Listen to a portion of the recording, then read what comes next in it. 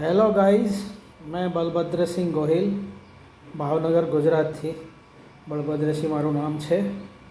તો આજનો વિષય આપણે રાખશું કોરી ક્રીક, સીર ક્રીક, જો કચ્છમાં આવેલી છે એના વિશે જાણકારી આપવામાં આવશે. તો આજે તો પહેલાં તો બધાને રામનવમીની બહુ બહુ અભિનંદન પાઠવું છું. અને ભગવાન રામચંદ્રજીને આપણે યાદ કરીને આપણા ટૉપિક ઉપર, ઉદ્દેશ ઉપર અને આપણા વિષય ઉપર આગળ જઈશું. તો આજ આપણો વિષય છે કોરી ક્રીક, સીર ક્રીક. એટલે કોરી ક્રીક એટલે એ નામ છે એવું. કોરી ક્રીક એટલે જેમ કે આપણે ગુજરાતમાં આ બાજુ પીરમબેટ આવે, ભાવનગરની ઘોઘાની આગળ જેમ ટાપુ છે દરિયાની અંદર, અને આમ મહુવાની બાજુ જાઓ, આગળ જાઓ તો શિયાળ બેટ કરીને ટાપુ છે, દ્વારકા ટાપુ છે. એવી રીતે આગળ આપણો કચ્છ બોર્ડર ઉપર અને આગળ પાકિસ્તાન બોર્ડર ઉપર નાનો એવો ટાપુ છે, પણ થોડોક પાણીની અંદર ને થોડોક બહાર જરી જરી દેખાય. બબે ચાર ચાર આંગળ જમીન હોય છે અને છીછરું પાણી હોય છે. તો આખી ક્રીક ટાઈપની મોટી પહાડી સમુદ્રની અંદર છે. તો એ થોડો ઉભરી આવેલો ભાગ છે અને કોરી ક્રીકને સીર ક્રીક કહેવાય છે. સમથિંગ તમે કચ્છમાં જશો તો આપણે કોટેશ્વર ને નારાયણ સરોવર ને લખપતનો મોટો જબર કિલ્લો છે, ત્યાં આપણે જોયું હશે, જે લોકો દર્શને ગયા હશે કોટેશ્વર માતાના મઢે. તો સુંદર મજાનો ટાપુ છે. દૂર સુધી પાકિસ્તાન બોર્ડર દેખાય આગળ જઈએ એટલે, કારણ કે આપણે બોર્ડર એરિયાના ઘણા પાકિસ્તાન બોર્ડર આપણી સાથે ગુજરાતને લાગે છે. તો આપણે બધાને ગુજરાતીઓને અને આપણને બધાને બોર્ડર વિશે પણ જ્ઞાન હોવું જોઈએ. અને કોરી ક્રીક આ આપણો એરિયા છે એના વિશે પણ આપણને જ્ઞાન હોવું જોઈએ.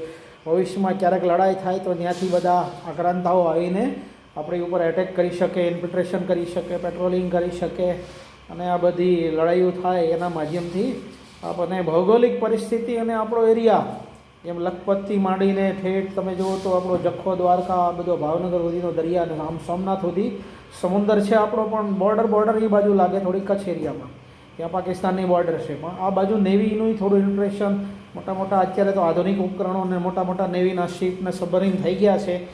તો એ આવી શકે એટલા માટે આપણે સતર્ક રહેવું જોઈએ અને થોડીક જાણકારી હોવી જોઈએ આપણને આપણી ભૂમિદળની તથા નૌકાદળની. આપણું નૌકાદળ સજ્જ છે ત્યાં, અને કોસ્ટગાર્ડ એ પેટ્રોલિંગ કરે છે એ એરિયામાં. ઠીક છે ને. તો આપણને કોરી ક્રીક અને સીર ક્રીક એ આપણો એરિયા છે અને આપણને ખ્યાલ હોવો જોઈએ. જો કે કોટેશ્વર, નારાયણ સરોવર તમે જોયું છે, એનાથી આગળ તકરીબન દરિયાની અંદર 2-3 કિલોમીટરની આસપાસમાં છે. એનાથી પણ આગળ આપણો એરિયા છે.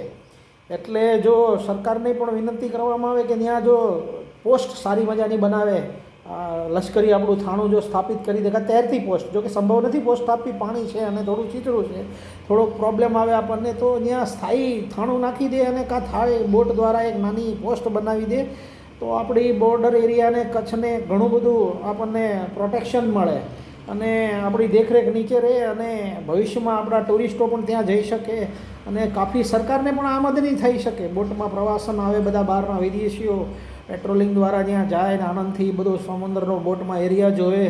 તો બિઝનેસની દૃષ્ટિએ પણ સુંદર સ્થળ છે અને આપણે સેનાની સતર્કતા રીતે પણ આપણું ત્યાં એક પોસ્ટ હોય તૈરતી અને સારી એવી, અને પેટ્રોલિંગ તો જોકે જાય આવે છે પણ એની લિમિટ મર્યાદા હોય છે એને. એમ તો પ્લેનથી પણ પેટ્રોલિંગ થાય, હેલિકોપ્ટરથી પેટ્રોલિંગ કરે, એ રીતની આખી રચના છે બોર્ડર એરિયાની. પણ જો ત્યાં સજ્જ પરમનન્ટલી પોસ્ટ નાખી દે તો વધારે સરળ રહે અને આપણે બિલકુલ નિશ્ચિંત રહી, હે ને. હું તો એમ કહું, આપણે તો ત્યાં મોટું જો મિસાઇલનું થાણું જ નાખી જવું, ત્યાંથી સીધું મિસાઇલ જાય પાકિસ્તાનને, ચીન ઉપર, એવું બધું. પણ આપણે કહીએ તો ન થાય ને, કારણ કે ત્યાં મિસાઇલની બધી હાવ અડોઅડ તો બોર્ડરની ન રાખે સરકાર, પણ તોય રાખે તો હું તો કહું ત્યાંથી રેન્જ પણ ઓછી થાય અને સીધો 2 કિલોમીટરની અંદર આપણો ગોળો પડે. ઠીક છે ને. તો કોરી ક્રીક અને સીર ક્રીક. કોરી ક્રીક એટલે એક પાણીની અંદરનો ટાપુ છે, એનું નામ કોરી ક્રીક છે, અને બીજો છે સીર ક્રીક. એટલે આખી શૃંખલા છે. આગળ થોડાક જઈએ એટલે ત્યાં બધા મછવારાઓ એના પણ આવે, આપણા પણ મછવારાઓ બધા માછલી પકડવા માટે જાય, ત્યાં રેસ્ટ કરે, આરામ કરે. અને છીછરું પાણી છે, ગોઠણ સામું ને 4-4 આંગળ જેટલું, અને આરામથી બધા ફરી શકે એમાં. ઠીક છે ને. જ્યારે બહુ સમુદ્રની ઓલી જ્વાર ભાટ કે અને પાણી આવે ને જાય, અને જ્યારે બહુ ઓછું પાણી આવે, જ્વાર ભાટા ઓછી હોય, ત્યારે થોડી ઘણી જમીન આપણને દેખાય, પણ બહુ સંભવ ઓછો છે, પણ છીછરું 4-4 આંગળ પાણી નીચું રહે. એટલે જમીન સ્થળમાં બિલકુલ ટાપુ છે આપણો ત્યાં, અને પાણી છીછરું છે એને લીધે બધા ખલાસીઓ, આપણા મછવારાઓ, બોટવાળા, હે ને, એ બધા ત્યાં આરામથી વિશ્રામ કરે અને લંગર નાખીને ત્યાં મછલીઓ પણ ઘણી બધી માત્રામાં ઉપલબ્ધ થાય છે માટે પાકિસ્તાનવાળા પણ ત્યાં આવીને મછલીઓ પકડી જાય છે અને આપણાવાળા પણ મછલીનો ઉદ્યોગ જે છે એ પ્રમાણે પેટ્રોલિંગ કરીને મચ્છ ઉદ્યોગોવાળાની બોટો ત્યાં સુધી જાય છે અને બધી મછલી પકડે છે. ત્યાં સારી સારી મછલીને સારો સારો તાજો ફ્રેશ માલ ત્યાંથી એ લોકોને સમુદ્રની અંદરથી મળે છે. ઝીંગા અને મોટી મોટી નાની મોટી મછલીઓ જે ટાઈપની હોય છે એ પ્રમાણે. તો એ આજનો ઉદ્દેશ અને સબ્જેક્ટ કોરી ક્રીક હતો. તો તમને બધાને આ બધું સાંભળીને ઘણો જાણકારી મળી એ બદલ બહુ આપ બધાનો આભાર, ધન્યવાદ. જય માતાજી, જય હિન્દ, જય ભારત.